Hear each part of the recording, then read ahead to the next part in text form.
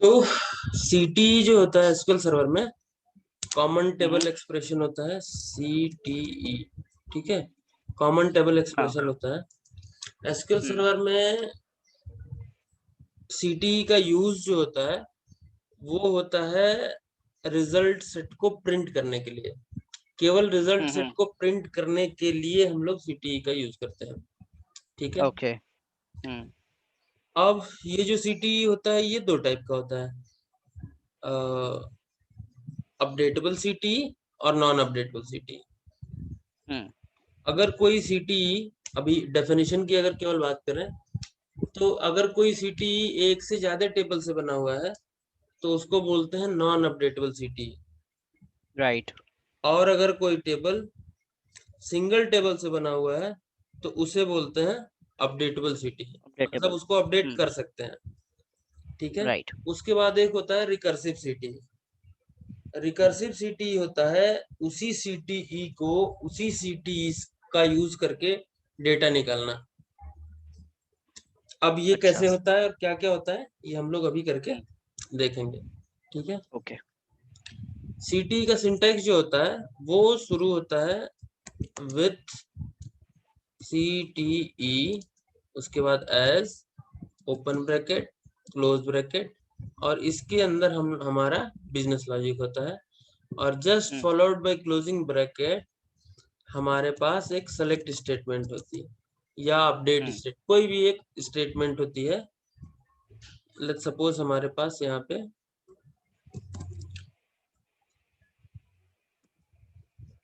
हमने कोई table select किया, MP1, इसमें क्या क्या डेटा है, ये सारा डेटा है। ठीक है। हम्म। अब इन डेटा को मैं क्या करता हूँ, मुझे सब नहीं चाहिए, मुझे केवल चाहिए यहाँ पे आईडी, कॉमा,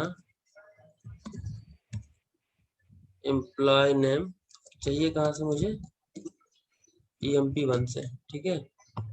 तो एम्प्लॉय नेम, उसके बाद सैलरी चाहिए मुझे, और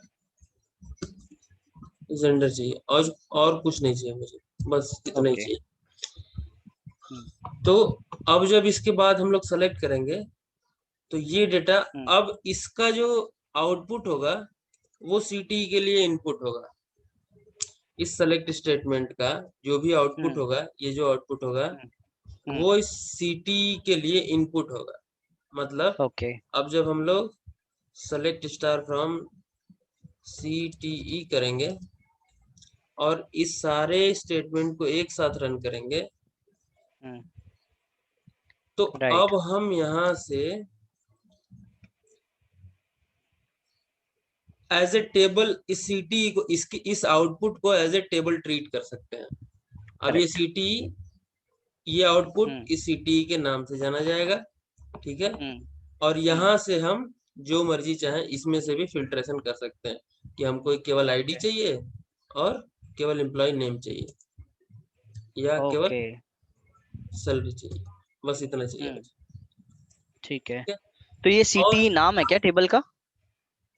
हाँ, सीटी टेबल का नाम नहीं है, इस आउटपुट का नाम है ये सीटी। अच्छा।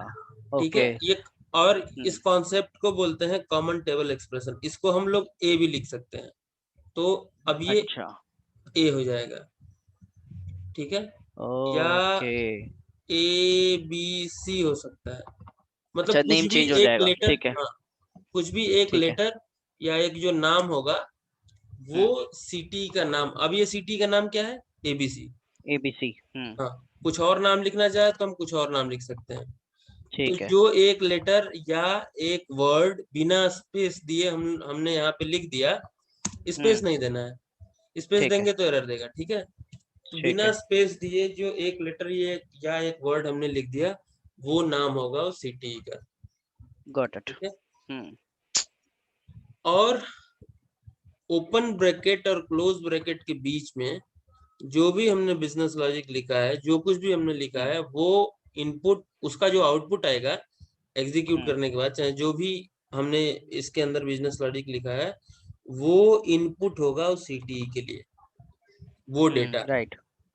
उसके बाद उस पे हम लोग फिल्ट्रेशन, मतलब जो भी फिल्टर करना है सीटीई के बाहर कर सकते हैं। अब सीटीई के अंदर ऑर्डर बाय क्लॉज का यूज नहीं कर सकते। अच्छा।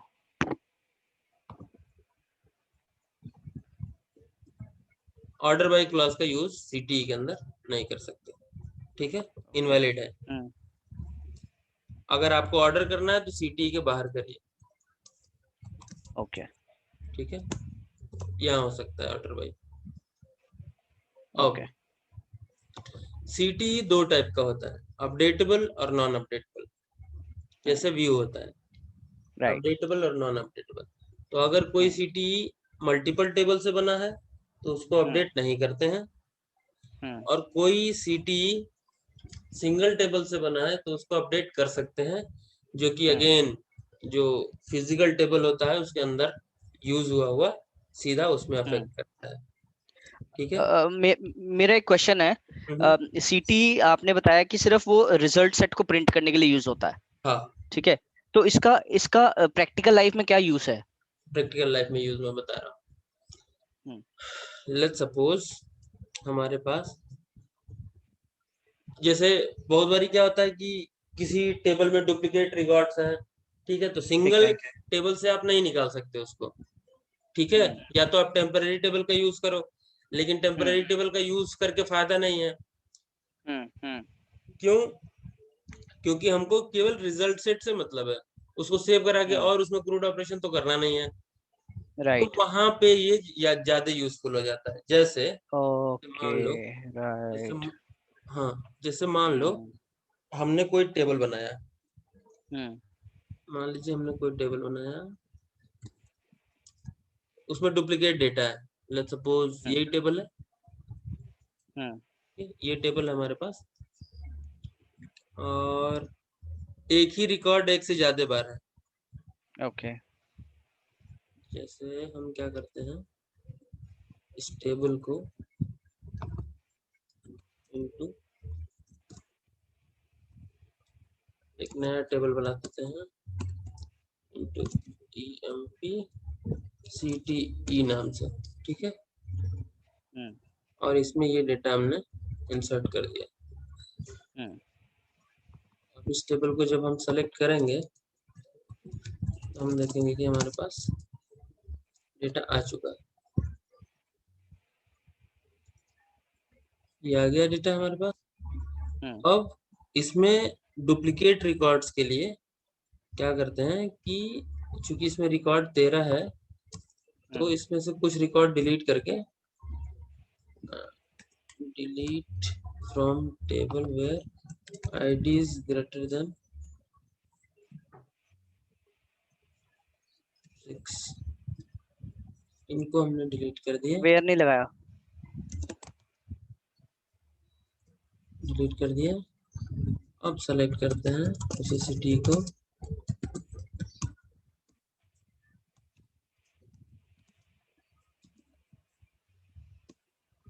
सिटी, ये डेटा हमारे पास है।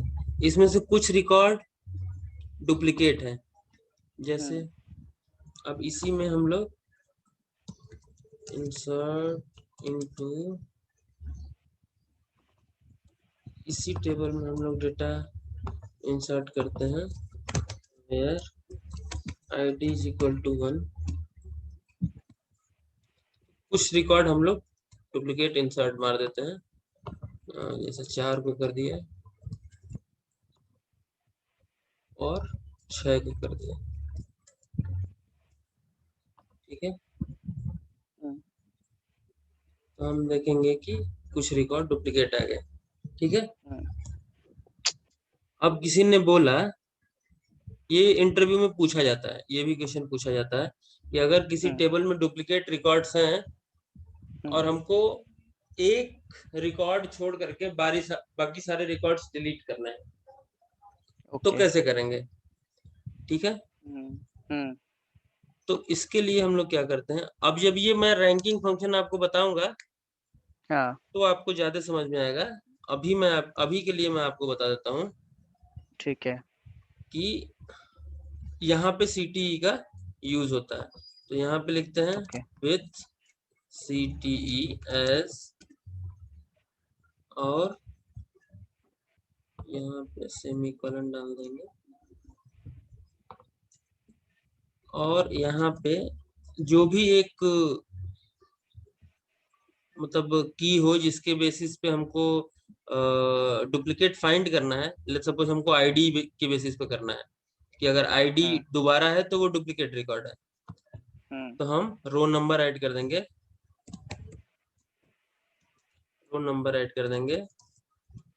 ओवर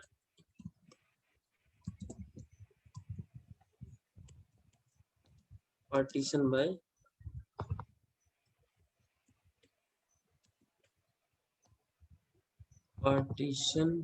बाय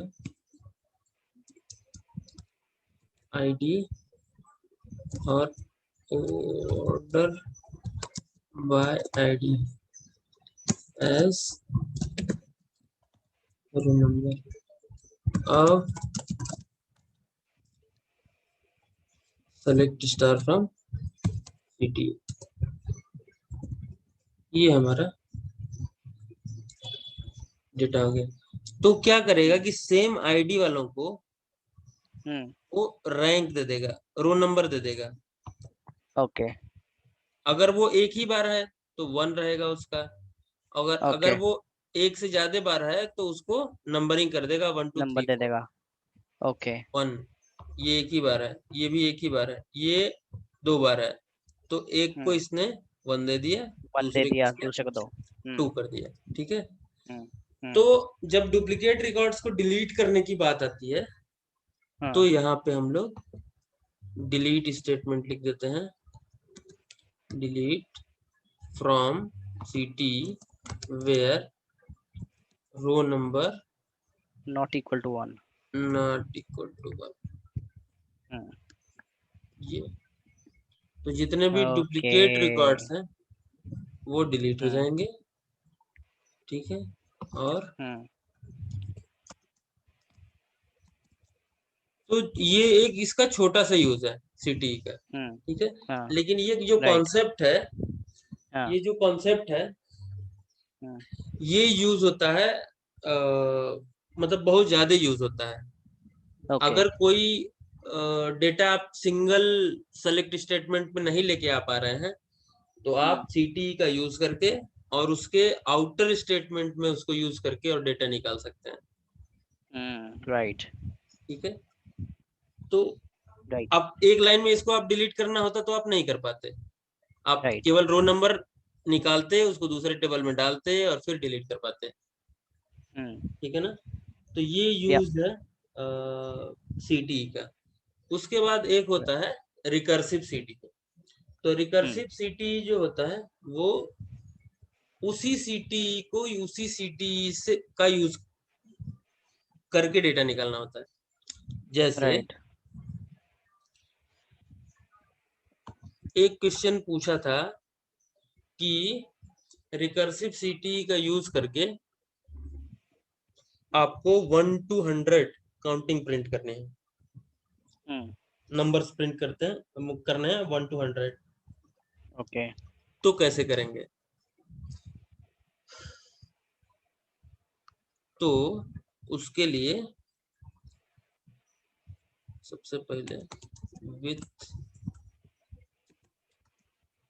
सीटीई एस,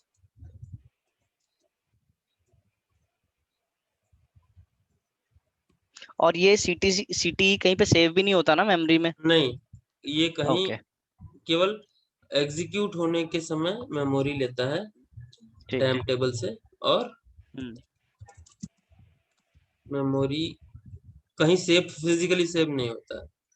ठीक है। तो मान लीजिए हमको काउंटिंग प्रिंट करनी है, हमने एक सीटी बनाया सीटीई, और जब भी रिकर्सिव सीटी का यूज होता है तो उसमें हम्म यूनियन ऑल का यूज होता है। ठीक है। ओके अब लेट्स सपोज हमने यहाँ पे 1 एज नंबर। पहले वाले स्टेटमेंट में हमने 1 सेलेक्ट किया, सेलेक्ट 1 अगर हम लिखते हैं तो ये 1 सेलेक्ट कर देगा 1। ओके। ठीक है, उसके बाद हम करेंगे इसको union all select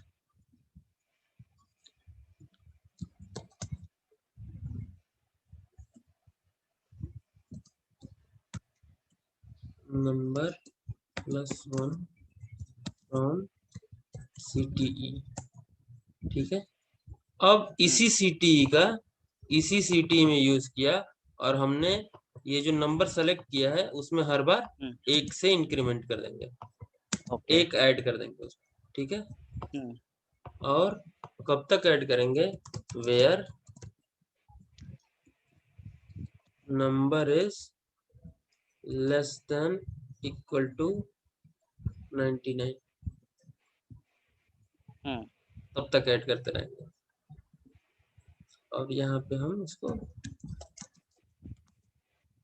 select star from city,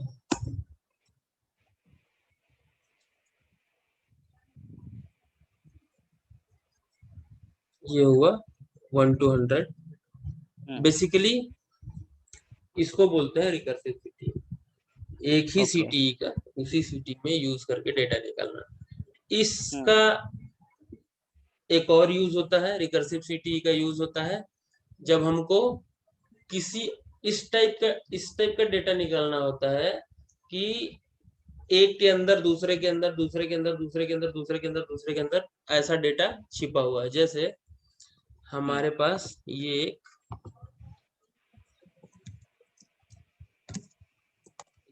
.employee master करके हमारे पास टेबल है। ठीक है, हायरार्की निकालनी हो, हायरार्की टाइप का डेटा अगर निकालना हो तो वहां पे हम लोग रिकर्सिव CTE का यूज करते हैं।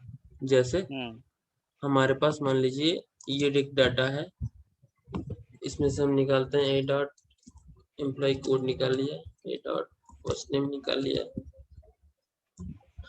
कॉमा let's suppose ईमेल निकाल लिया, टोटल सैलरी निकाल लिया, और मैनेजर ID निकाल लिया। ये डेटा हमारे पास है। ठीक है, अब मैं चाहता हूं कि किसी पर्टिकुलर मैनेजर का मैं डेटा दूं, तो उसके अंदर कितने लोग हैं, किसी पर्टिकुलर मैनेजर की ID में पास करूं तो उसके अंदर कितने लोग हैं सबका रिकॉर्ड आ जाए। राइट। ठीक है, किसी पर्टिकुलर मैनेजर की ID में पास करूं तो उसके अंडर कितने लोग हैं, उसकी पूरी हायरार्की क्या है, वो डेटा हमको मिल जाए। ठीक है, तो अगर इस टाइप का डेटा निकालना है, अगर मैं चाहता हूं कि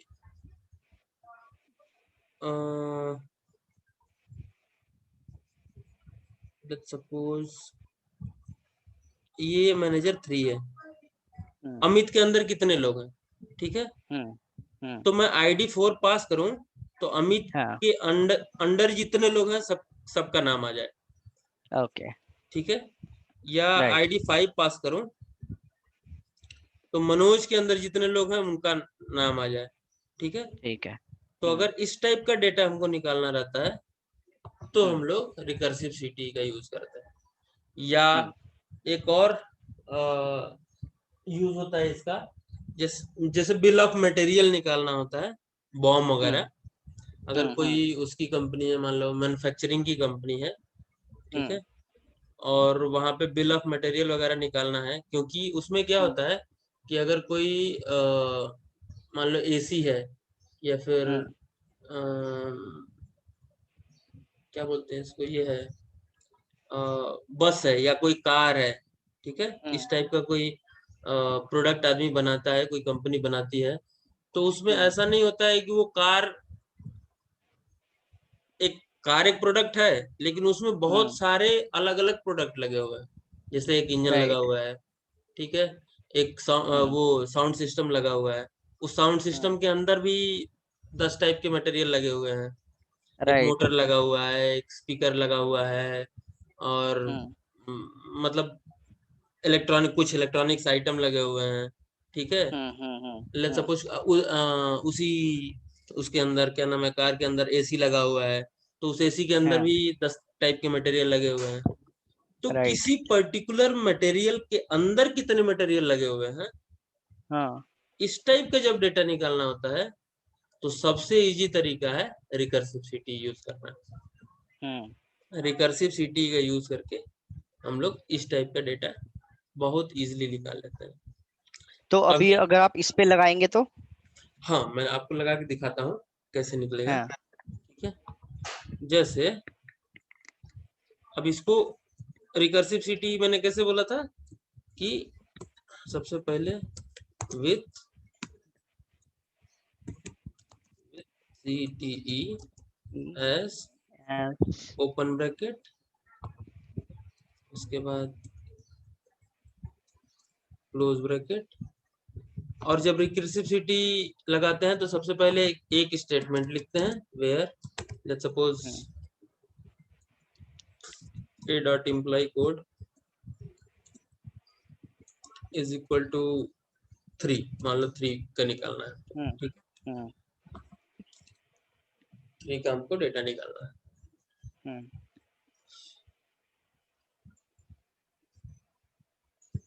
उसके बाद यूनियन ऑल, ठीक है। अब हम लिखेंगे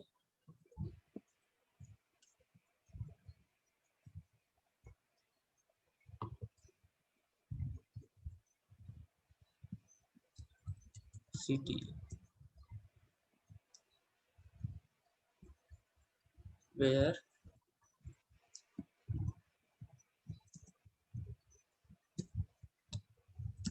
लेफ्ट आउट रिजॉइन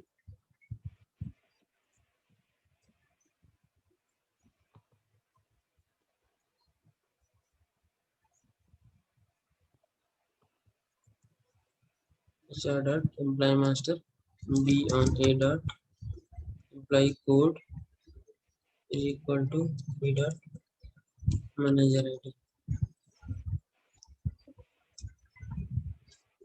ठीक है। सारे एम्प्लॉयज का डेटा निकालना है उसके अंदर जो है, तो हम निकालेंगे manager ID where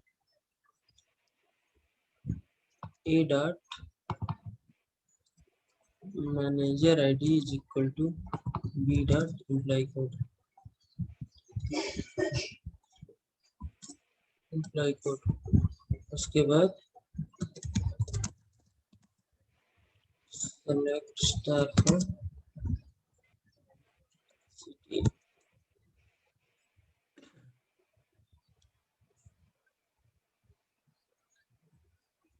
outer join is not allowed,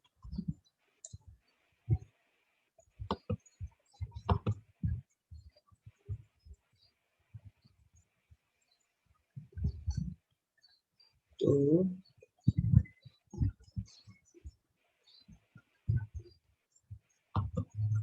यहाँ पे इस टाइप का जब डेटा निकालते हैं तो employee code is equal to 3 union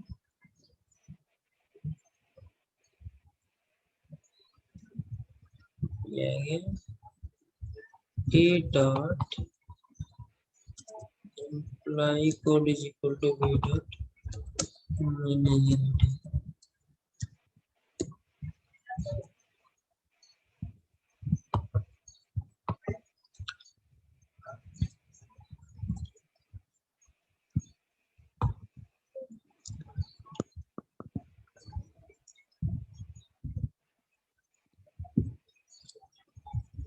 A dot employee code,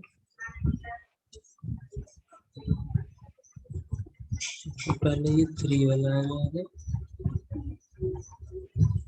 3 का मैनेजर आईडी 2,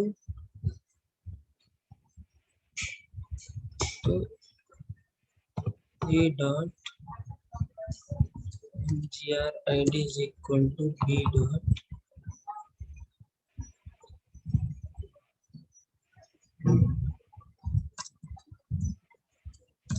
imply code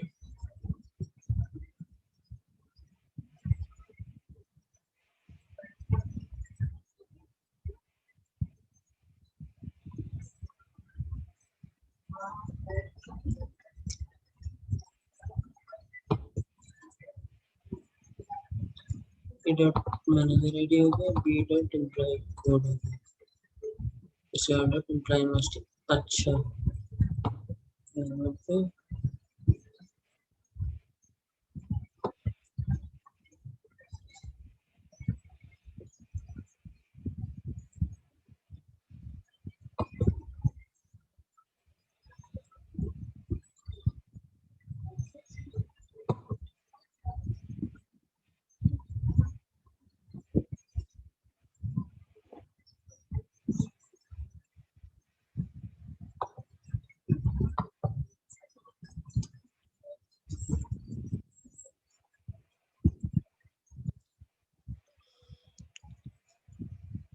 ये इसमें मैनेजर आईडी इसकी आ गई, जूनियर नाम आ गया,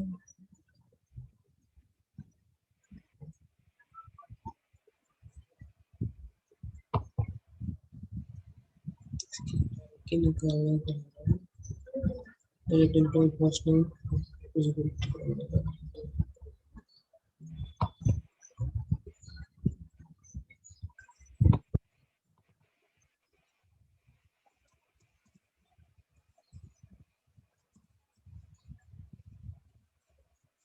चार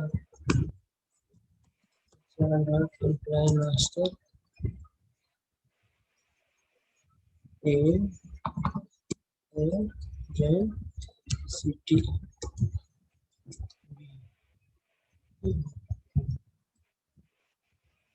ये सर उल्टा मैंने ज्वाइन कर दिया था, ठीक है। तो इसके अंदर टोटल कितने लोग हैं? ये है, ये है, ये है, ये है, ये, ठीक है। राइट अब राइट। अगर ये कोई 5 होता, एम्प्लॉय कोड यहाँ 5 पास करोगे तो 5 एम्प्लॉय कोड 5 के अंदर कितने लोग हैं? इतने लोग, ठीक है। अच्छा, ये अगर आप ये कोड CTA के अंदर नहीं नहीं चला के अगर आप नॉर्मली चलाओगे तो तो नहीं भी चलेगा, वही रिजल्ट नहीं नहीं देगा? चलेगा, नहीं चलेगा, चलेगा ही हाँ, नहीं। अच्छा ये मैंने अच्छा। यहाँ डाल दिया। वो अब फिर ये हमें जॉइंस करवाने पड़ेंगे, है ना? अब ये देखो, ये सिंगल सिटी हम्म, अब इसको ट्रीट ही नहीं करेगा। एक्चुअली होता क्या है, मैं आपको हाँ। बताता हूँ। हम्म, जो भी एक आउटपुट इसका होता है, हाँ। ठीक है, ये एक सेलेक्ट स्टेटमेंट रन हो गया, ये एम्प्लॉय कोड ठीक है आया। ठीक अब है। ये ज्वाइन लगाया इसी टेबल का, इसका जो आउटपुट आया है उससे, उससे राइट। ठीक है ना। ठीक है। तो हम्म उस सारे आउटपुट को एक बारी में, सबसे पहले इसको इसको बेस मान करके आउटपुट लेके आया।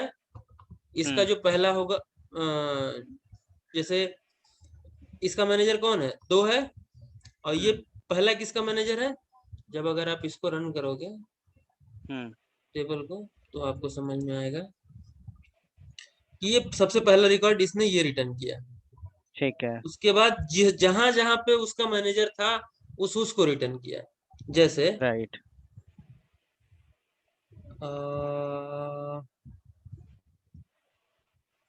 इसको एक ले लेते हैं, तब ज्यादा समझ में आएगा, ठीक है। ये डेटा आएगा, या हम्म फिर 2 ले लेते हैं।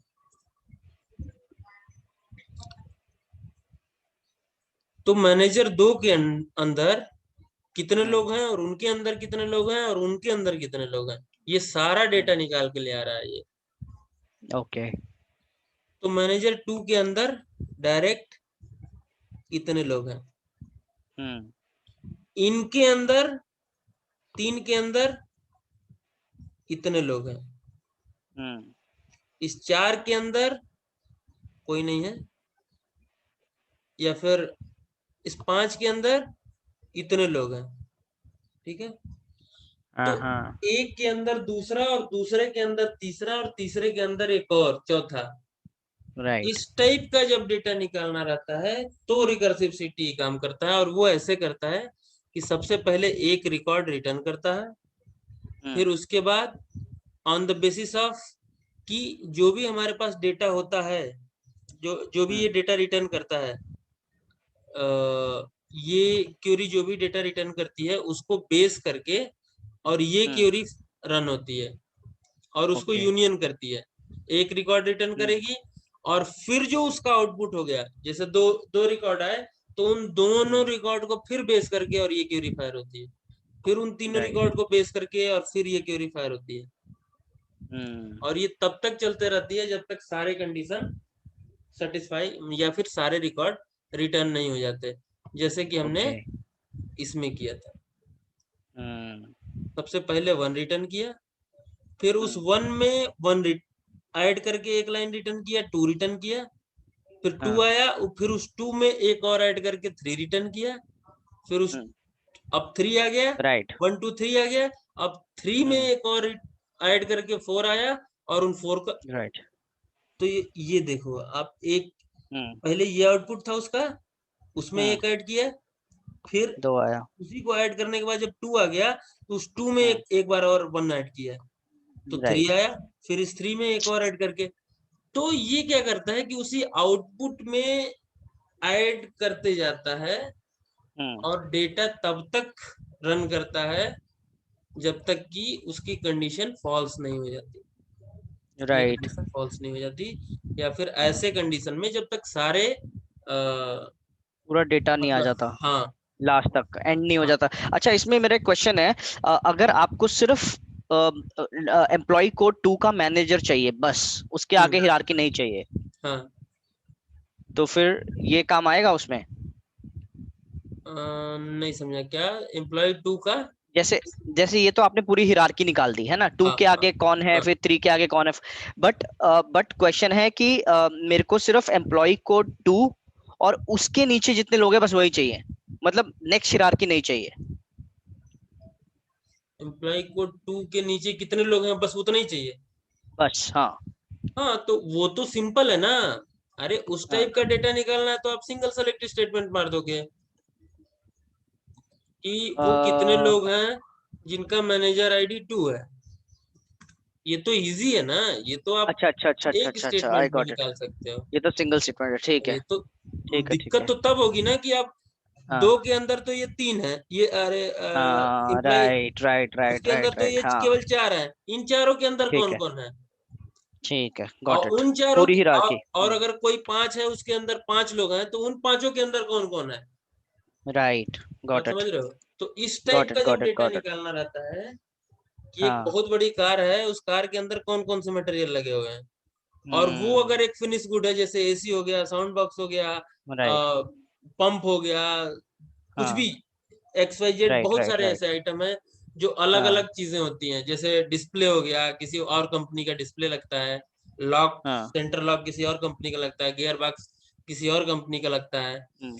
ये सारे वेंडर्स हम्म। होते हैं जो अलग अलग फिनिश गुड बना करके एक कंपनी को देते हैं और वो असेंबल करके एक बहुत बड़ा प्रोडक्ट बनाती है। तो राइट। जब उस टाइप का डेटा निकालना रहता है कि एक चीज में कितने हाँ। मटेरियल लगे हुए हैं, उन मटेरियल्स में कौन कौन सा मटेरियल्स लगा हुआ है, और राइट। उन मटेरियल्स में कौन कौन सा मटेरियल लगा हुआ है, और उन मटेरियल में कौन कौन सा हम्म। लगा हुआ राइट। अच्छा, एक क्वेश्चन और है। अब जैसे ये तो आपने सीटीई के थ्रू दिखा दिया प्रिंट करके कि ये डेटा है, ठीक है। है, हाँ फुल हिरारकी। हाँ। अब अगर कोई मैनेजर, मतलब कंपनी की आस्क है कि एक टेबल ही क्रिएट करो ऐसी पूरी हिरारकी का, मतलब सीटीई नहीं चाहिए, एक टेबल चाहिए। एक बार और समझाएंगे थोड़ा सा कैसे।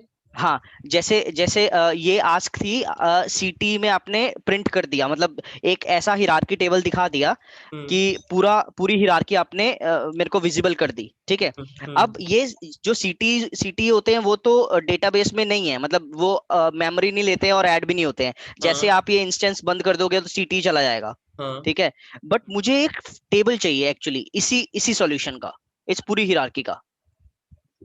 तो वो तो आपके पास टेबल ये है ही है ना, ये तो टेबल है ही है।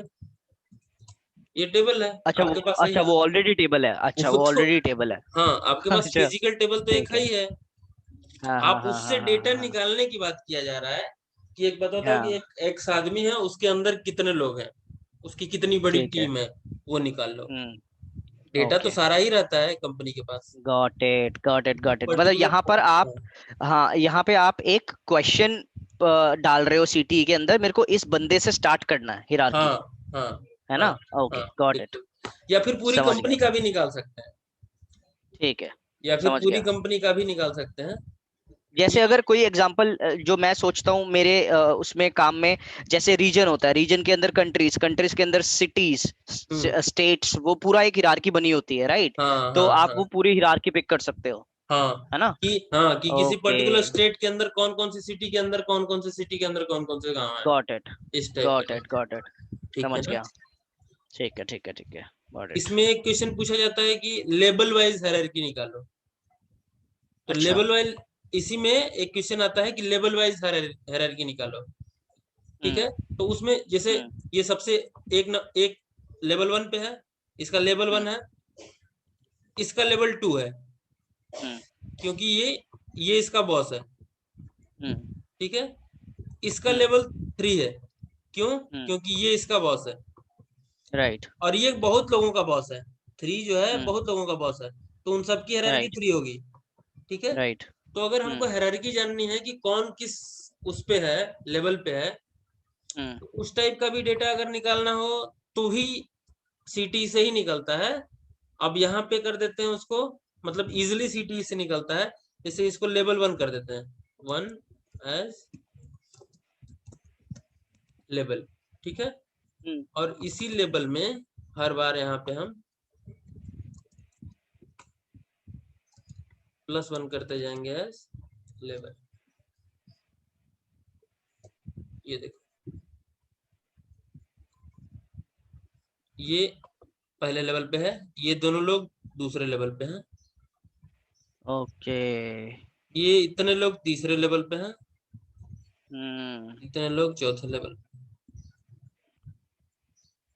राइट ठीक है, राइट, अब समझ गया, मैनेजर किसी का कोई भी हो सकता है, लेकिन लेवल वाइज बात करें तो सबसे टॉप पे ये है। ठीक हम्म है, क्योंकि ये बॉस है, ये बॉस के नीचे केवल 2 ही मैनेजर हैं। अब वो हम्म, जोनल हेड हो सकते हैं या फिर जनरल मैनेजर हो सकते हैं। ठीक है, राइट, हम्म ये अकेला बंदा 2 ही लोगों का बॉस है, हम्म, और इन ये 2 लोग, ये इतने लोगों के बॉस है, राइट, 4 लोगों के, और वो हम्म, लोग इतने लोगों के बॉस है। ठीक है, तो हायरार्की भी निकालना, ये इंटरव्यू में पूछा भी जाता है, ओके, हायरार्की निकालना। ठीक है, हम्म, तो इस टाइप का डेटा हम राइट, लोग सीटी से ठीक है, निकाल सकते हैं। तो राइट, ये रहा हमारा ओवरऑल सीटी। ठीक है, ओके, इसके बाद बात करते हैं हम लोग एरर हैंडलिंग। ठीक है, हम्म, एसक्यूएल सर्वर में एरर हैंडलिंग कैसे करते हैं। ठीक है, तो एरर हैंडलिंग में क्या होता है, 2005 से पहले एरर हैंडलिंग, इसमें एटेट एरर करके एक फंक्शन होता है। जैसे कुछ भी एरर आया, हम्म, इसके लिए मैं आपको, मेरे पास एक ना, मैंने वो बना के रखा हुआ है।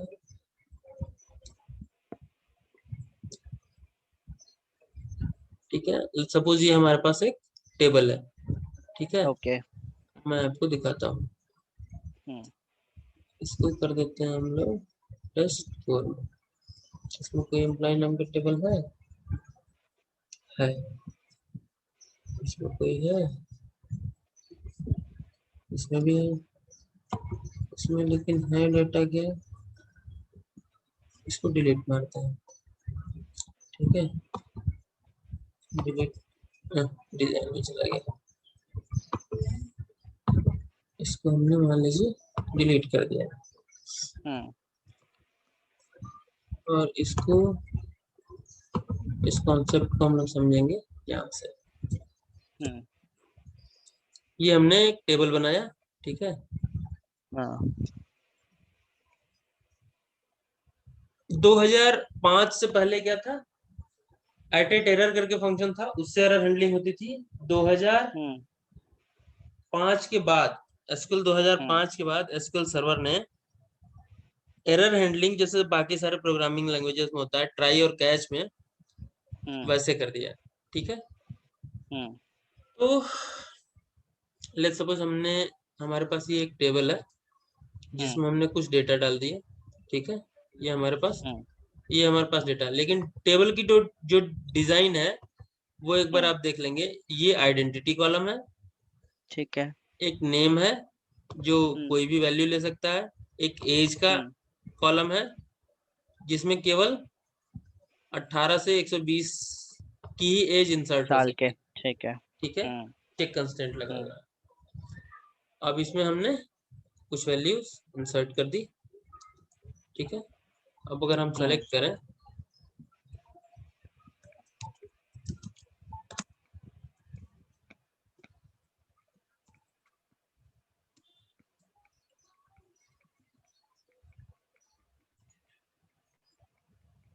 ये हमारा डेटा है। ठीक है, अब अगर हम चाहते हैं कि कोई एम्प्लॉय कोड 5 है, उसकी एज हम 17 अपडेट कर दें, तो अपडेट होने देगा? नहीं होने देगा। क्यों? क्योंकि चेक राइट, कंस्ट्रेंट लगा हुआ है। ठीक है, राइट। तो एटेट एरर जो फंक्शन था वो क्या करता था कि अगर कोई एरर आया, ठीक है, जैसे हम इसको सेलेक्ट करते हैं एक बार,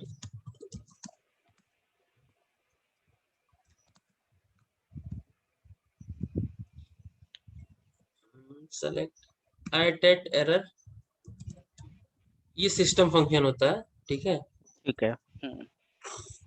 एटेट एरर जो फंक्शन होता है वो हमेशा नॉन जीरो रिटर्न करता है किसी एरर के केस में। ओके। और अगर एरर नहीं आया तो जीरो रिटर्न करता है। जैसे हमने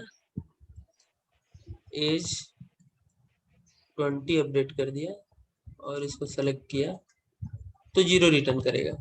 क्यों? ओके, क्योंकि वो अपडेट हो गया। ओके। तो सक्सेसफुल के केस में वो जीरो रिटर्न करता है एटेट एरर फंक्शन। और नॉन जीरो वो कुछ भी हो सकती है, वो नंबर कुछ भी हो सकता है, डिपेंड ऑन की किस टाइप का एरर है। ठीक है, अगर कुछ एरर आया तो नॉन जीरो रिटर्न करेगा। ठीक है,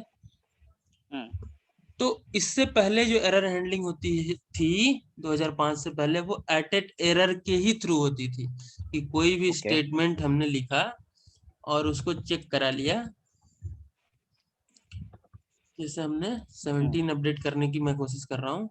ठीक है, तो अब एटेट एरर फंक्शन में क्या आ जाएगा? नॉन जीरो वैल्यू आ जाएगी। वो कुछ भी हो सकता है, यहाँ हमने राइट। एग्जैक्ट लिख दिया है। मैंने केवल ये चेक कर लिया, इफ एटेट error is not equal to zero, तो ये प्रिंट कर दो, ताकि हमको पता चले कि एरर आया क्या। तो इसने राइट, ये स्टेटमेंट प्रिंट कर दिया। प्रिंट कर दी। लेकिन ओके।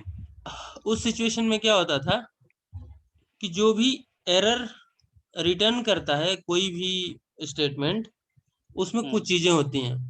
जैसे एरर मैसेज नंबर होता है, लेबल होता है, स्टेट होता है, लाइन होता है, प्रोसीजर नेम होता है। ठीक है, और एरर मैसेज होता है। कोई भी एरर जब रिटर्न होता है तो एसक्यूएल सर्वर उसके साथ ये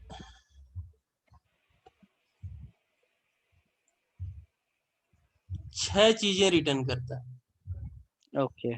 ठीक है, पहला error number, error message, error procedure, error state, error severity level और एरर लाइन, कि किस लाइन में एरर है।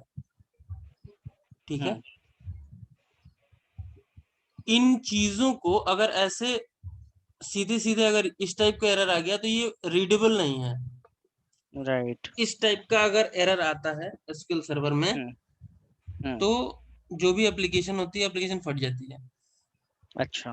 तो एरर हैंडलिंग करने के लिए क्या करते हैं कि इन एरर्स को अलग से रीड करते हैं किसी टाइप का एरर आने के बाद, और वो यूजर को जो हम एरर दिखाना, जैसे कि please try after some time, इस टाइप का, या फिर जैसे चेक कंस्ट्रेंट का एरर आया, तो अगर इस टाइप का एरर उसको आ गया कि update statement conflict with check constraint, तो एंड यूजर क्या समझेगा?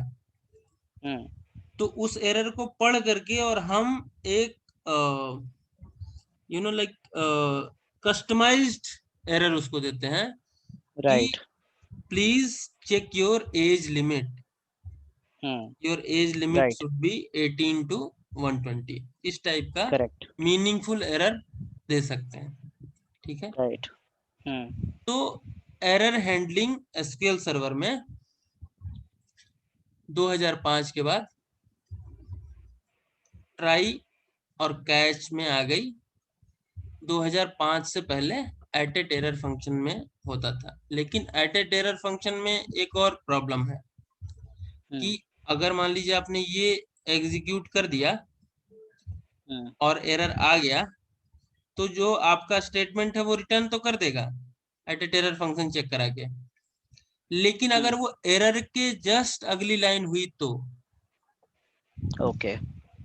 अगर हमने यहाँ पे सेलेक्ट वन लिख दिया तो यहाँ पे कोई एरर नहीं है, इसमें तो कोई एरर राइट। नहीं है, राइट। तो इस केस में एट ए टेरर फंक्शन एग्जीक्यूट नहीं होगा। ओके। क्यों?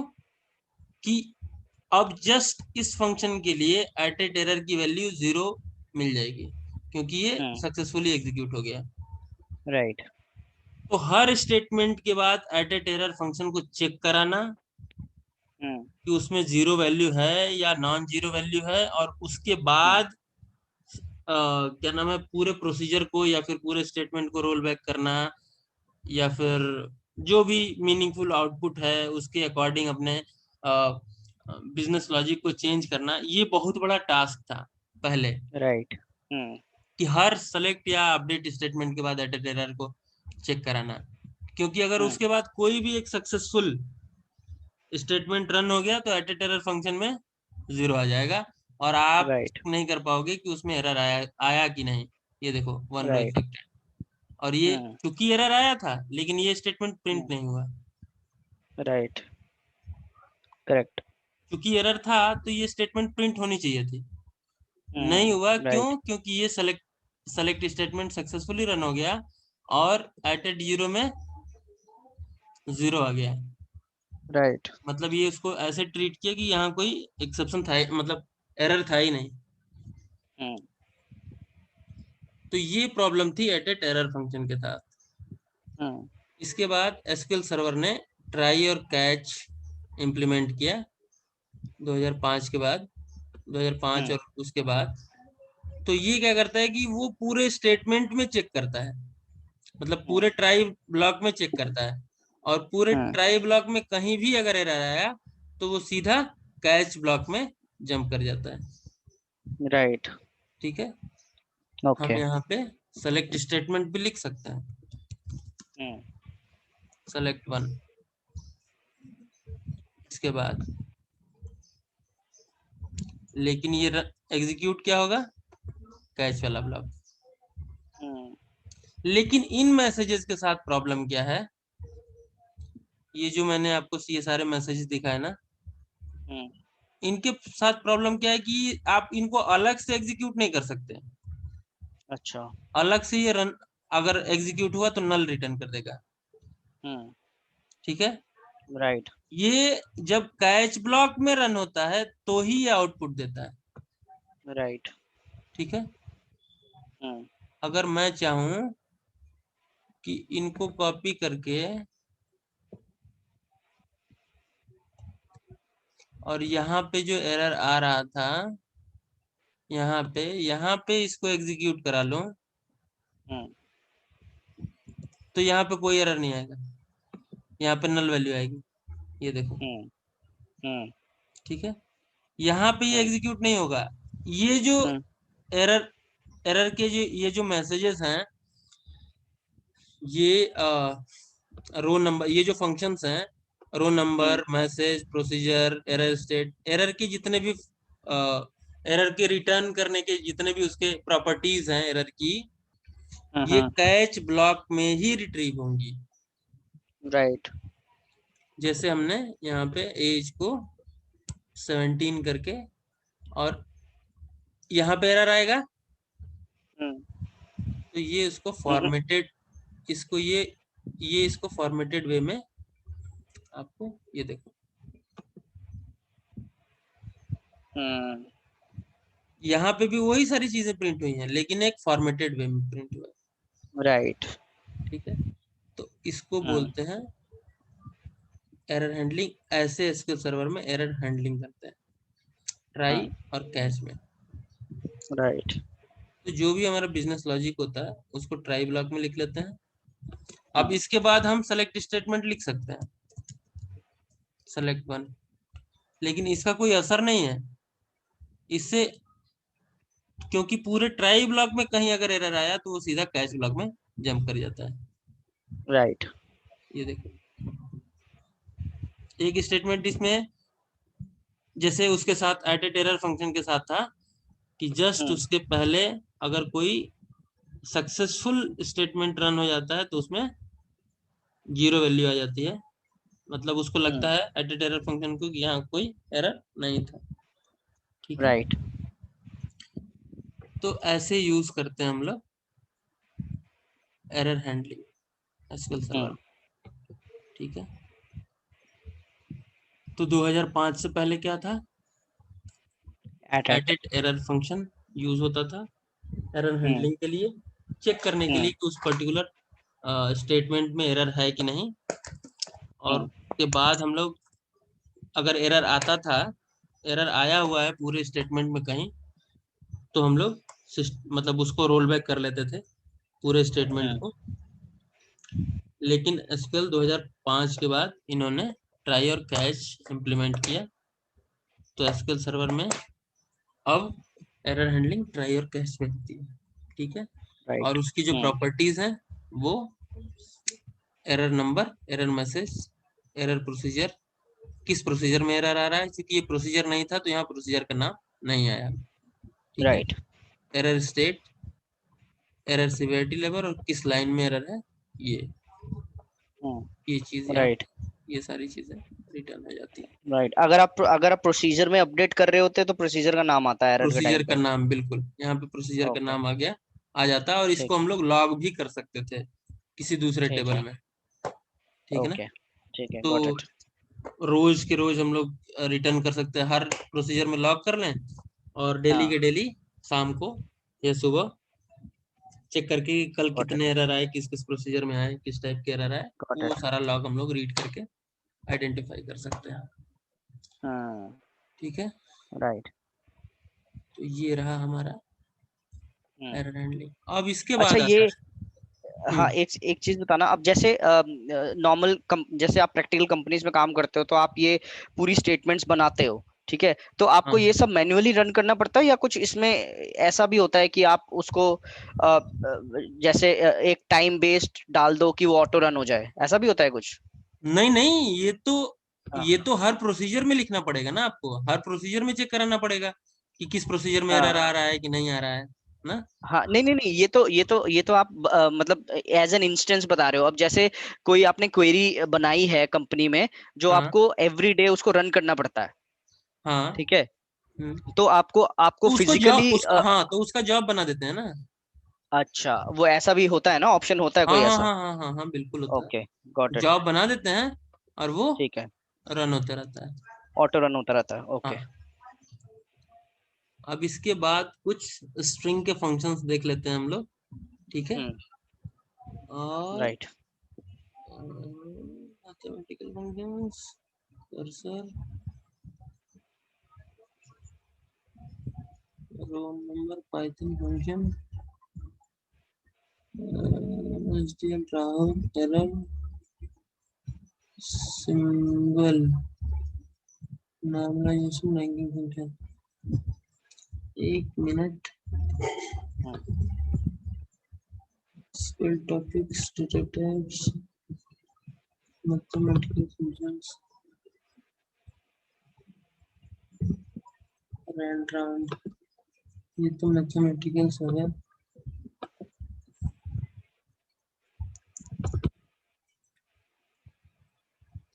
एब्सोल्यूट फ्लोर, मैटलैब, स्ट्रिंग के फंक्शन हमको देखने थे।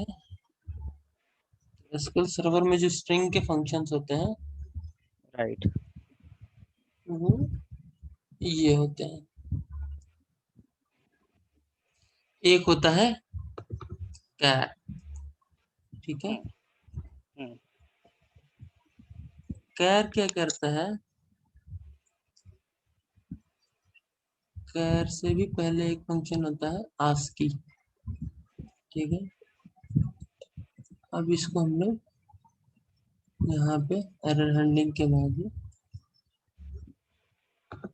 लेट्स सपोज कोई लेटर है, या फिर एसक्यूएल सर्वर में क्या होता है, कीबोर्ड में जितने भी लेटर्स होते हैं सबका एक एस्की कोड होता है। ओके। ठीक है, तो किसी भी लेटर का एस्की कोड है क्या एसक्यूएल सर्वर में, एस्की फंक्शन जो होता है वो उसका एस्की कोड बताता है। ओके। जैसे कैपिटल ए का 65 होता है, ओके। स्मॉल ए का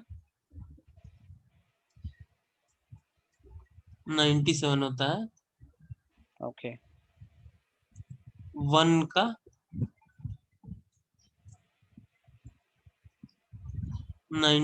49 होता है, 2 का, ये होते किस लिए? ये सिस्टम इंटरनली यूज करता है अच्छा। एस्की कोड्स का। ओके। कीबोर्ड में जितने भी लेटर होते हैं सबका एक एस्की कोड होता है, ओके। ये स्टैंडर्ड है। ओके। ठीक है, मतलब दिस इज, ये तो एस्की फंक्शन एसक्यूएल में है, लेकिन ये स्टैंडर्ड है कि हर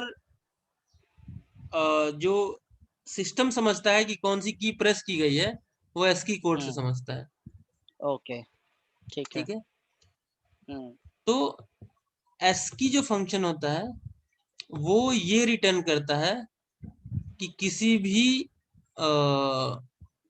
लेटर का या किसी भी नंबर का एस्की कोड क्या है, तो एस्की उस नंबर का, उस लेटर का एस्की नंबर रिटर्न करता है। ठीक है, ओके। उसके बाद एक फंक्शन होता है कैर। ओके। ये एस्की नंबर का कैरेक्टर रिटर्न करता है। ओके।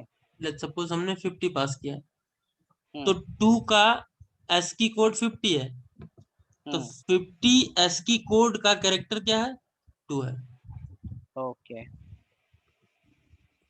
ए का एस्की कोड 65 है, तो 65 का कैरेक्टर क्या है, कैपिटल है। ठीक है, ये उसको वाइसी वर्सा जो भी उसका ट्रू है वो रिटर्न करता है। जैसे स्मॉल ए का एस्की कोड 97 है, तो 97 का कैर स्मॉल है। ठीक है, राइट। इसके बाद आता है, इसमें एक क्वेश्चन पूछा जाता है कि कीबोर्ड में लिखे हुए सारे कैरेक्टर को प्रिंट करो।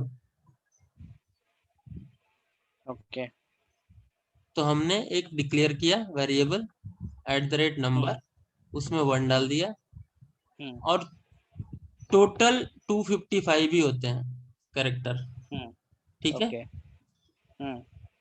तो हर नंबर का जो एस्की हर, क्या बोलते हैं उसको, हर एस्की कोड का कैरेक्टर क्या होगा वो मैंने यहाँ प्रिंट करने की कोशिश की। ठीक है, सही। इसमें राइट। क्या राइट। किया, वाइल नंबर, यानी ये जो वेरिएबल है ये तब तक रन होता रहेगा जब तक कि वो 255 तक 225, पहुंचेगा। हाँ टू 255 हाँ। तक नहीं पहुंच जाता। और उस कैरेक्टर को प्रिंट करने के बाद उसमें 1 से इंक्रीमेंट कर देंगे, और शुरू हमने किया है 1 से। अब इसको हमने एग्जीक्यूट कर दिया।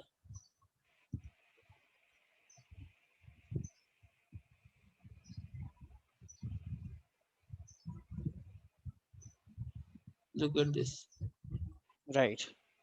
इस कीबोर्ड में जितने भी अलग अलग टाइप के सिंबल्स या लेटर्स हैं, गॉट इट। उस सब कुछ इसने प्रिंट कर दिया।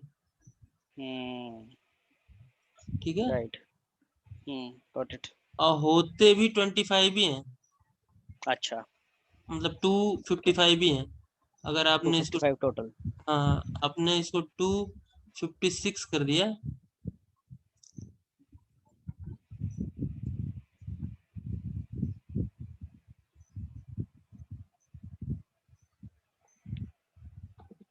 या फिर का करेक्टर निकालने की कोशिश की तो नल आएगा, कुछ होता ही नहीं है। ठीक है। अच्छा। Okay okay.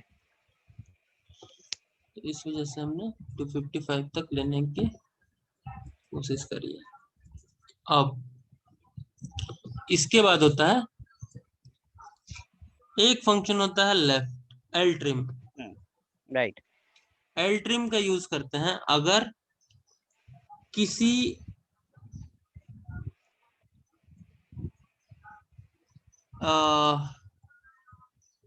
कॉलम में या फिर वैल्यू में लेफ्ट साइड में स्पेस है, स्पेस हो। ओके। तो लेफ्ट साइड से स्पेस क्या करता है, वो हटा देता है। राइट। सपोज हमने कोई वेरिएबल बनाया, डिक्लेयर @ num1, और इसका डेटा टाइप हमने डाल दिया varchar 100। इसमें हमने सेट कर दिया set @num1 is equal to, left side में हमने इसमें स्पेस दे दिया। ठीक है। या फिर कुछ नाम दे दिया एप्पल। ठीक है। अब इसको जो अगर आप सेलेक्ट करेंगे,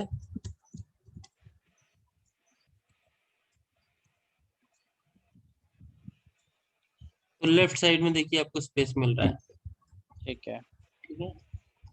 अब अगर आपने इसी में एल ट्रिम यूज कर लिया, एल ट्रिम फंक्शन, तो ये लेफ्ट साइड से जो भी स्पेस है उसको हटा देगा। हटा देगा। ठीक है। ठीक है। ऐसे ही आर ट्रिम होता है, जो कि right right hand side side. में अगर कुछ स्पेस है ओके। तो उसको हटा देगा।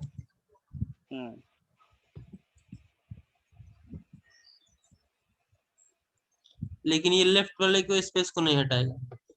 ओके। अगर दोनों को एक साथ हटाना है तो आपको एल ट्रिम आर ट्रिम दोनों को एक साथ यूज करना पड़ेगा। अच्छा। ओके। अच्छा, इसमें एक ट्रिम, अकेला ट्रिम फंक्शन नहीं होता? ये 2016 में आया है शायद, आर ट्रिम, अरे क्या नाम है, अच्छा। केवल ट्रिम। जैसे हाँ, अच्छा एक्सेल में अच्छा होता अच्छा। है ना ओके। कि केवल ट्रिम हाँ, यूज जैसे कर दो, तो उसमें एल ट्रिम आर बीआई में ट्रिम भी। दोनों कर देता है। हाँ, करेक्ट। तो ये 2016 में आया है, अभी अच्छा। 2012-14 में नहीं है ये, ओके या उससे पहले में नहीं है। ओके। उसके बाद एक फंक्शन होता है lower. Lower case, upper case. Yes. तो ये क्या करता है, सेलेक्ट लोअर, और हमने क्या किया, लेट्स सपोज कोई स्ट्रिंग लिखा है, तो उसको ये लोअर केस में कर देगा। राइट। अपर में करना है तो अपर फंक्शन होता है, उसको अपर केस में ठीक है। करना है। उसके बाद होता है फंक्शन रिवर्स। ये क्या करता है, पूरे स्टेटमेंट को रिवर्स कर देता है। Okay, got it. ठीक है। उसके बाद होता है एक फंक्शन लेन।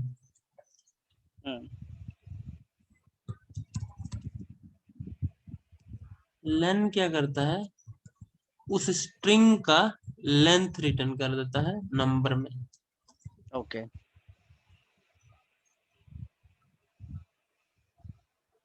ठीक है। इसके बाद होता है लेफ्ट। लेफ्ट फंक्शन जो यूज होता है वो यूज होता है लेफ्ट साइड से उतने कैरेक्टर आपको रिटर्न कर देगा। ओके। और अगर राइट साइड से करना है तो आप राइट यूज करते हैं।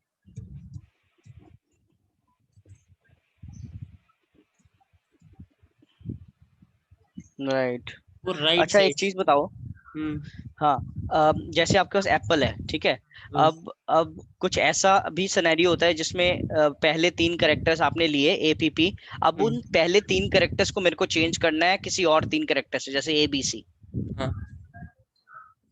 ठीक हो है। सकता है ना? हाँ, उसके लिए फंक्शन होता है रिप्लेस। ओके। किसको करना है और किससे करना है। ओके, ठीक है। सपोज एपीपी को हम्म। हमको रिप्लेस करना है कोई और जिसमें लास्ट में एल ही आता हो। एबीसी।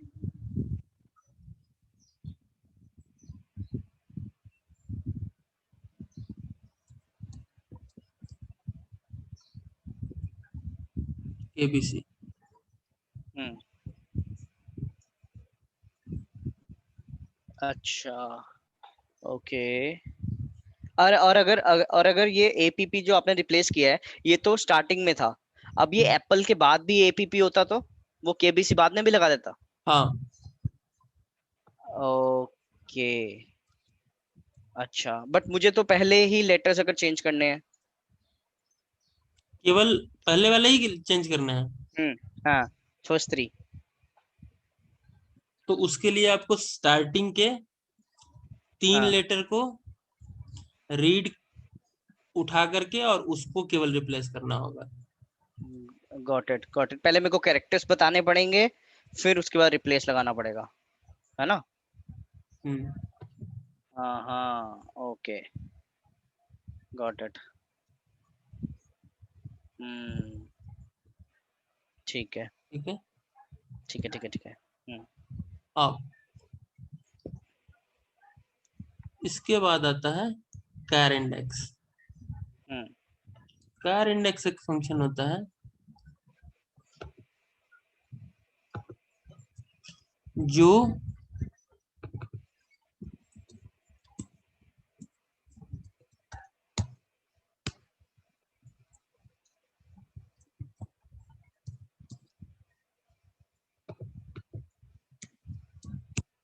gmail.com। हम्म। ठीक है। ये इंडेक्स रिटर्न करता है। ये 3 आर्ग्यूमेंट लेता है। पहला, किसका इंडेक्स रिटर्न करना है, किस ठीक है, स्ट्रिंग में से निकल रिटर्न करना है, और किस स्ट्रिंग के बाद उसको चेक करना शुरू करना है। Got it. का मतलब क्या हुआ कि एट द रेट का इंडेक्स चाहिए हम्म। इस स्ट्रिंग में से, और हम्म। चेक करना शुरू करना है पहले से। String one. हाँ, स्ट्रिंग वन से। हम्म। ठीक है। एट द रेट का इंडेक्स क्या है, 8। 8। वन, ठीक है। 2, 3, 4, 5, 6, 7, 8। 8। Got it. 8वें नंबर पे एट द रेट है। अगर ठीक है। यहीं पे हमने 9 लिख दिया होता हम्म। तो ये नहीं चेक करता। राइट। क्यों? क्योंकि 9 के बाद कोई एट द रेट नहीं है। हम्म। ठीक है। 9 के राइट। बाद भी अगर एट द रेट होता तो ये उसका रिटर्न करता। 18वें हम्म। प्लेस पे है। 1, राइट। 2, 3, 4, 5, 6, 7, 8, 9, 10, 11, 12, 13, 14, 15, 16, 17, 18। ठीक है। हम्म। तो ये 3 आर्ग्यूमेंट लेता है। न्यूमेरिकल वैल्यू रिटर्न कर देता है और किस किस चीज मतलब किस लेटर का इंडेक्स चेक करना है, किस स्ट्रिंग में से करना है, राइट, और कहाँ से काउंटिंग शुरू करनी है, ये होता है। अब इसको राइट, उसमें कैसे यूज करते हैं, किसी टेबल के साथ हमको अगर यूज करना हो, लेट्स सपोज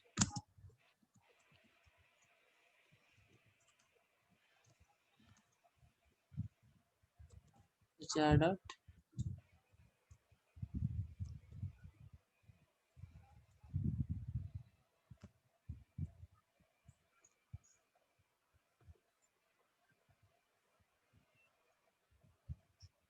इसको हम लोग कट करके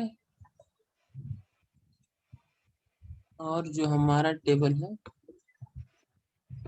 उसमें आइडेंटिफाई करते हैं। HR dot employee master A dot employee code A dot first name A dot email. अब इस ईमेल का अगर आप देखें तो हमारे पास बहुत सारे ईमेल आईडीज हैं। करेक्ट, सबके @ का हमको इंडेक्स निकालना है। राइट, हम क्या करेंगे,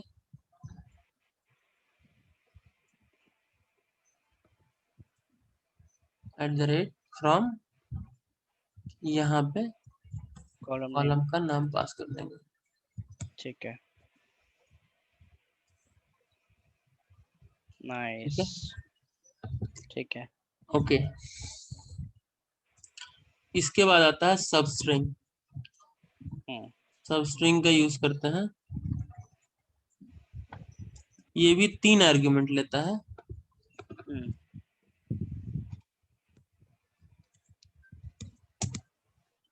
पहला किसमें से,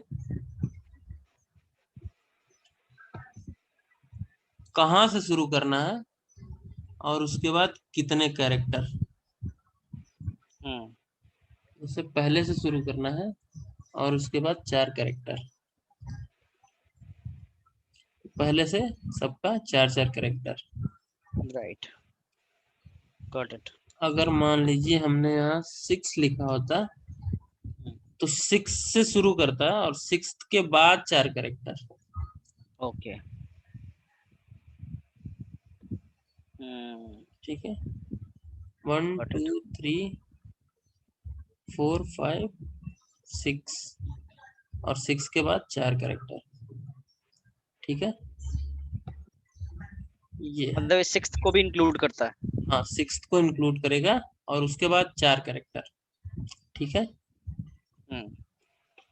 उसके बाद आता है सब स्ट्रिंग हो गया, रिप्लेस मैंने बता दिया। इसके बाद आता है स्पेस।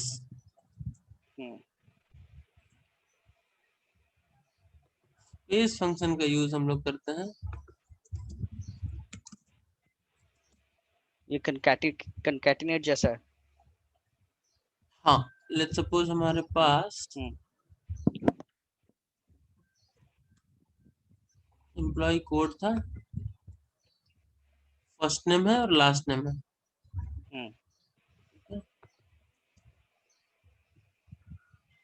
अब फर्स्ट नेम और लास्ट नेम के बीच में हमें अगर 5 स्पेस देना है तो हम लिख देंगे space 5।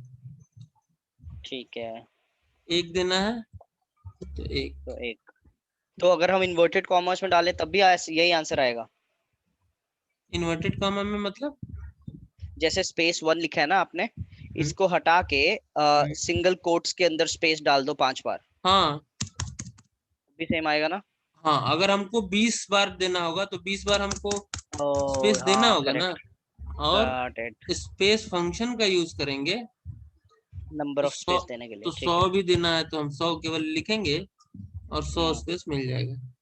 Got it, got it, ठीक है, ठीक है, ठीक है, इसके बाद आता है पैट इंडेक्स। पैट इंडेक्स जो होता है ये यूज करते हैं हम लोग पैटर्न मैच कराने के लिए। ओके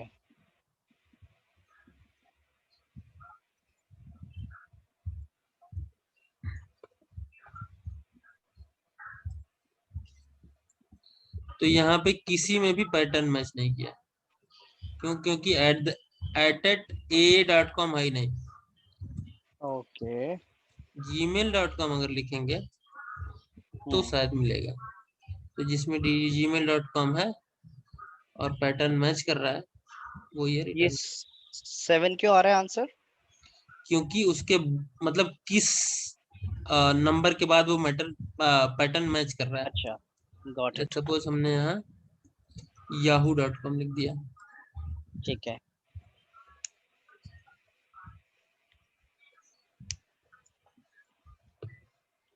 12 करेक्टर्स के बाद। Okay got it. या फिर ken.co.in लिख दिया। ठीक है अगर आप सिर्फ कैंट लिखो तो नहीं आएगा?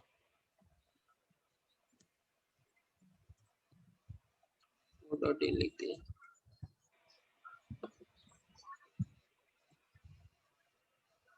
कैंट नहीं लिखा आपने? कैंट लिख देते हैं।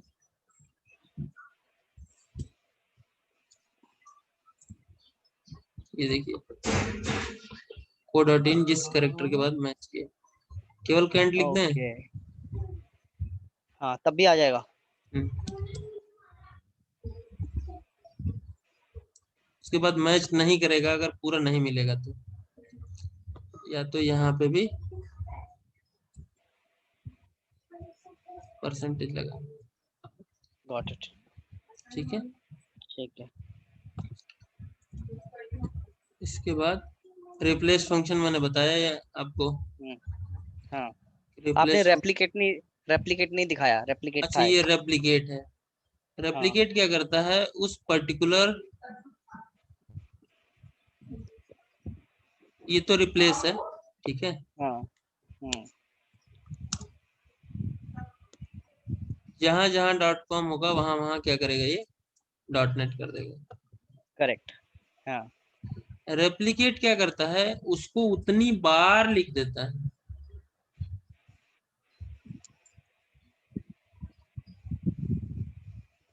ऊपर था, ऊपर हाँ यहाँ।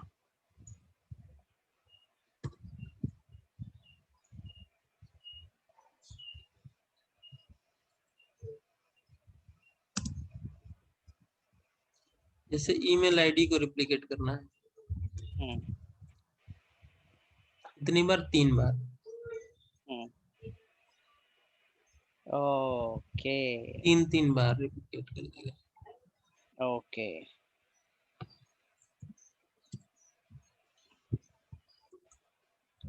ठीक है, हम्म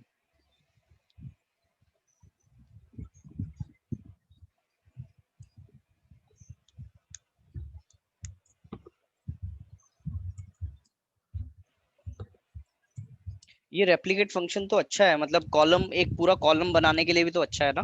हम कुछ भी रेप्लिकेट कर सकते हैं। हाँ कुछ भी रिप्लिकेट कर सकते हैं, कोई दिक्कत नहीं। आ, इसमें कैलकुलेशन हो सकती है रेप्लिकेट फंक्शन में? किस एक्सप्रेशन टाइप की? डालना हो किसी को, जैसे आपका एम्प्लॉय कोड है 1, तो मेरे को अगर एम्प्लॉय कोड को रेप्लिकेट के अंदर एक्सप्रेशन डालना है 1+1। जैसे एम्प्लॉय कोड हमने इसमें लिख दिया, हाँ सॉरी,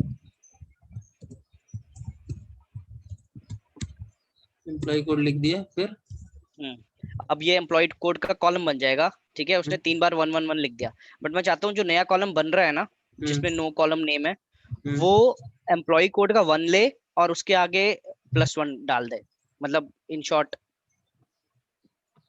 हाँ अच्छा 1 गॉट इट। में ऐड कर दिया, 1 को 2 हो गया, और हाँ 2 को हाँ 3 बार रिप्लिकेट कर 3 दिया। बार लिख दिया। गॉट इट ठीक है, तो एक्सप्रेशन लिख सकते हैं।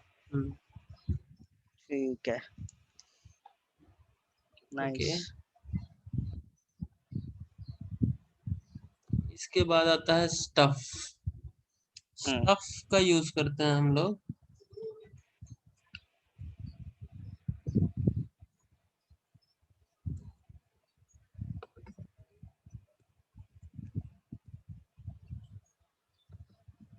हाँ, एक चीज और पूछनी है।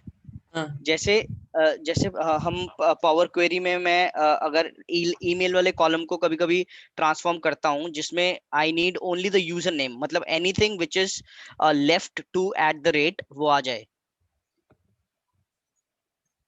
नहीं समझा मैं।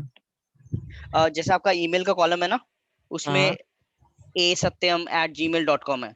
हाँ तो मेरे को एक कॉलम बनाना है जिसमें सिर्फ यूजर, मतलब जो भी @ के लेफ्ट का जितना भी है वो सारा नए कॉलम में आ जाए, हाँ है ना? वो आपको होमवर्क है, ओके, ये आपको करना गॉट इट। है। ठीक है, ठीक है, ठीक है। मैं आपको बताता हूँ। हम्म। ये स्टफ फंक्शन होता है, जैसे मास्किंग के लिए यूज होता है ना, क्रेडिट कार्ड नंबर वगैरह आते हैं। Right, right, right. तो जैसे क्रेडिट कार्ड का नंबर होता है, तो उसमें क्या करता है, एक्स एक्स एक्स एक्स कर देता है। राइट। तो इस अच्छा, टाइप की चीजों के गॉट इट। लिए। सेकंड कैरेक्टर से स्टार्ट होके थर्ड कैरेक्टर तक, हाँ, नेक्स्ट 3 कैरेक्टर्स। ओके, और उसमें 4 बार एक्स करके, या फिर ओके, 4 बार स्टार करूंगा। अब ठीक है। ये तो हो गए स्ट्रिंग फंक्शंस। हम्म। स्ट्रिंग फंक्शंस यही हैं, ठीक है। ओके। अब आपको क्या करना है, जो आप अभी आप बोल हम्म। रहे थे, ये हम्म। इंटरव्यू में पूछा जाता है, ठीक है। हम्म। कि लेट्स सपोज हमारे पास कोई ईमेल आईडी है, हम्म।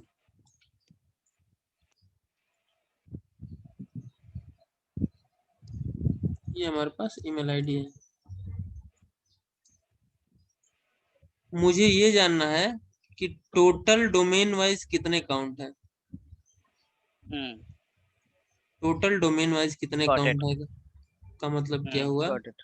कैंट कितने हैं, याहू वाले कितने हैं? हाँ, हाँ, तो ओके। ये आपका वो है, ठीक है, क्या बोलते हैं, गॉट इट। असाइनमेंट है, ये आपको करना है। ठीक ठीक है। है, और आपको मैंने ओके। वो 50 क्वेश्चंस दिए थे। हाँ, दिए थे मैंने, उसमें से 25 किए हैं अभी। अच्छा अच्छा, ठीक है। हम्म। तो ये है अभी के लिए, वो आप कर लीजिए, और ये आपका आज का असाइनमेंट। ठीक ठीक है, है, ठीक है। और अगर गॉट कोई इट। प्रॉब्लम हो तो आप हाँ, हमसे बता सकते हैं। हाँ। Sure, sure, sure, sure. ठीक है, डन। और अब ये आप, हाँ जी, बोल रहे थे आप कुछ? हाँ बताइए क्या।